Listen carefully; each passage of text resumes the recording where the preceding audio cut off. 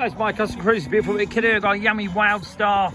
Had a horrendous CBR 125 mini bike wheel on it with horrendous spacers. Okay, you can see here we managed to fit this using the RC hubs. Got a couple of billet spacers in there, and obviously this has got to be done up now. The only issue I've got is the bearing being a Harley well, actually it's a Wildstar hub, but the spindle's the wrong diameter, so I don't know if they changed it later, so I've got to swap the bearings.